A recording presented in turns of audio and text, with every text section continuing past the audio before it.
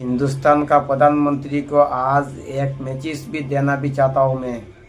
अरे भाई, तुम्हारा हाथ में पावर है, तुम्हारा हाथ में सिपाही है। ये पाकिस्तान वाला हमारा देश में कैसा भी आता है, पूरा हिंदुस्तान को तुमको भी जवाब देना पड़ेगा। पूरा हिंदुस्तान को 140 करोड़ ये जवाब तुमको भी मांग रहा है, तुमको भी ये जवाब तुमको भी देना पड़ेगा। पूरा हिंदुस्तान को बर्बाद किया चाय वाला ने, कुछ भी काम नहीं किया हिंदुस्तान के लिए। আসসালামু আলাইকুম প্রিয় বন্ধুরা, আপনারা খে কোন জায়গা থেকে আমার ভিডিওগুলো আমি দেখতাম নি পাঠায় আমারে একটু কমেন্ট করিয়া বুঝিনি কইবা। কারণ হয়েছে গিয়া গুরুত্বপূর্ণ বুঝিনি কথা আজকে। বিজেপি বুঝিনি গভর্নমেন্ট আজকে 15 বছর থেকে হয়েছে গিয়া রাজত্ব বুঝিনি করে, কিন্তু 15 বছরের মাঝে ইলাখান কোনো দিন নাই যেন বুঝিনি বিজেপি হয়েছে গিয়া গভর্নমেন্টে মানুষ বুঝিনি মারছে না। 1945টা সেনা বুঝিনি মারছেন, তখন আমাদের দেশের প্রধানমন্ত্রী এখানে চুপ আসলা। পাকিস্তানে যেন বুঝি মারল। 2025 পেলগাম হয়েছে বুঝছেনি, 28 জন মানুষ শহীদ হয়েছেন। এটা সম্পূর্ণ দায়ী বিজেপি গভর্নমেন্ট। কালকে 9 তারিখ হয়েছে গিয়া দিল্লিত ঘটনা, এটার দায়ী খে বিজেপি গভর্নমেন্ট।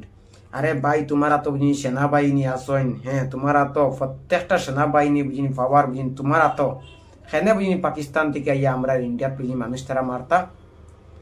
দেশ যদি চালাইতে নানি ফারনাতে কোনো বুঝিনি মুসলমানের হাত দেশ দেও তুলিয়া, যদি তোমরা দেশ নানি চালাইতে যদি পারো না তে কোনো মুসলমানের হাত দেশ দেও তুলিয়া।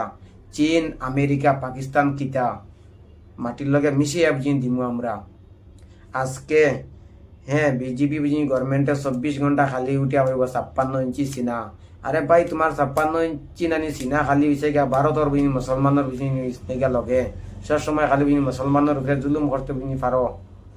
আজকে যে দেশরে আমরা স্বাধীন বুঝিনি দিছি, এখন ও দেশেও আমরার বাদী এখন সব বুঝিনি হয়েছে গিয়া রাঙ্গার। অতদিন এখানে বুঝিনি হয়েছে গিয়া রাঙ্গাইল না। স্বাভাবিক ছোট্ট একটা দেশ বুঝিনি বাংলাদেশ, এখন বাংলাদেশে আমরা হুমকি দেয়। ইন্ডিয়াত 140 কোটি রাস্তা হয়েছে গিয়া নামাইও না।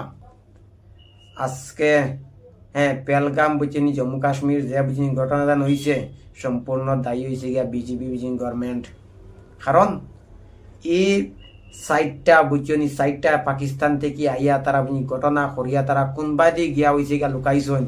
সেনে বিজেপি গভর্নমেন্টে এরারে টুকাইয়া বার করতে পারলো না।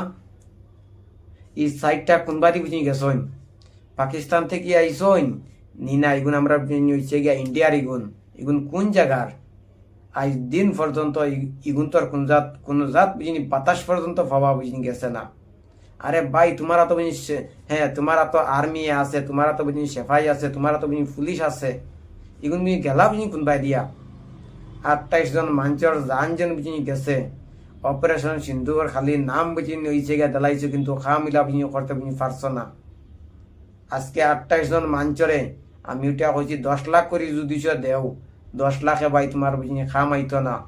যে তা নানি মা বাপর বুক খালি হয়েছে, এরার বুকুত দাও দাও চলের, কিন্তু তুমি তো আসো গদ্দিত বুয়াত। তুমি 24 ঘন্টা খরা যেন পাকিস্তানটা এই করিলিম সেই করিলিম। আরে ভাই, তুমি খরিয়া দেখাও না, তুমি খরিয়া দেখাও। ইটা ইলা আমরা মাতরে বিশ্বাস করি না।